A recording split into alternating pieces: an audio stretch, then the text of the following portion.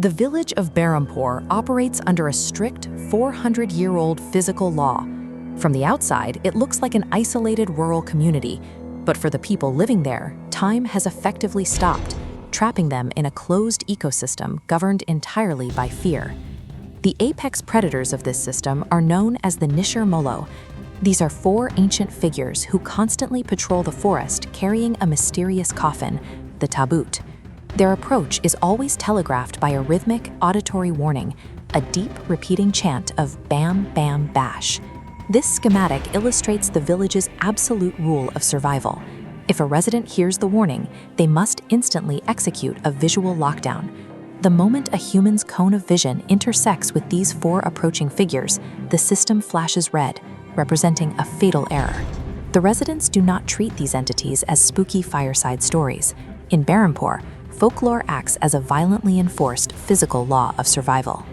We can observe the lethal consequences of violating this protocol through a local boy named Madan.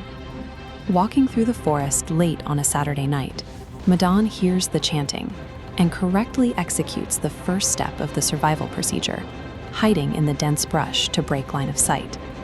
But as the heavy footsteps draw closer, the system fails. Yielding to sheer terror and curiosity, Madan slowly opens his eyes and makes direct visual contact with the entities. The immediate consequence of that single glance is total psychological collapse. When a search party finds him the next morning, he is completely unresponsive at the base of a massive banyan tree, his face locked in an unnatural mask of absolute terror. The Nishir Molo do not extract a physical toll. They permanently fracture the human mind, enforcing compliance through the total erasure of a victim's sanity. This fragile equilibrium holds until 2 modern variables enter the equation. Meghna and Ashita are laboratory workers from Delhi, driven by empirical ambition rather than local tradition. Their arrival is motivated by the search for a biological anomaly. They intend to harvest the Mrityunjay Amrit, a legendary glowing green sap said to drip from a cursed tree, treating it as an uncatalogued chemical compound. Meghna's involvement is driven by a specific, recurring visual anomaly. In her dreams, she is hunted through a fog-shrouded forest by a massive predatory bird, a landscape that perfectly mirrors the specific environment described in the village's ancient texts. The fatal flaw in their methodology is categorization. They treat a highly volatile, spiritually active ecosystem as nothing more than an exotic extraction site, completely ignoring the boundary lines drawn by the locals. The moment the 2 women cross the village threshold, the local environment immediately rejects them.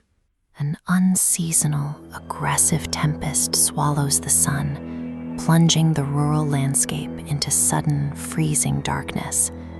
Simultaneously, the village's spiritual firewall collapses. The protective oil lamps burning inside the local temple inexplicably extinguish all at once. Despite these massive environmental anomalies, the scientists press forward. They manipulate the village chief's son, Anuj, convincing him to act as their local guide under the guise of an academic research project. Berhampur possesses a collective supernatural immune system.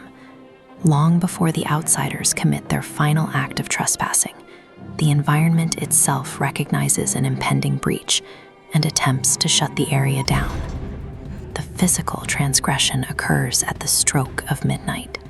While the rest of the village sleeps, the trio sneaks into the forbidden ruins of the 400-year-old Raj Mahal, prying open a long-sealed window to gain entry. Wandering through the dark, ancient corridors of the palace is an active violation of the ecosystem. As the 3 outsiders navigate the restricted geometry of the Raj Mahal's inner chambers, they trigger a physical reaction from the entities waiting in the forest. Crossing the threshold of the Raj Mahal is the definitive trigger. It signals the system that the established rules of the past 4 centuries have been broken. This split-screen timeline chart tracks the immediate cause and effect loop. On the top axis, we see a line representing the girls moving deeper and deeper into the quiet palace. On the bottom axis, you can see a corresponding rapidly spiking frequency wave that tracks the violent, sudden reawakening of the Nishirmolo. The auditory warning spikes past its limits, bleeding past the boundaries and shattering the fragile peace. The collateral damage of this awakening hits the locals first. Two village men, Sompat and Kapta, are out late playing cards on the forest border when the fog suddenly thickens and the newly active entities intercept them. Instead of continuing their endless patrol, the entities break their usual pattern. They halt completely, turning to face the two terrified gamblers directly as their eyes ignite with a piercing, unnatural red glow.